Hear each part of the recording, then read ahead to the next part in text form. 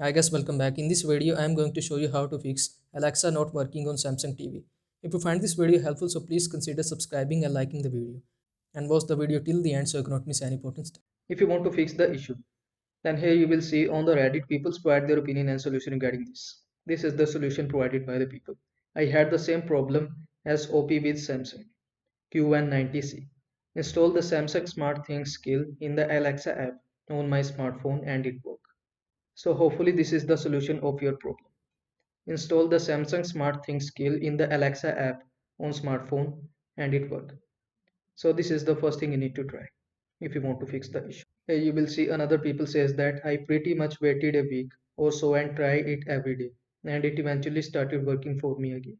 I am so sorry that I don't have any better advice. I hope yours start working too. So this is the thing you need to try.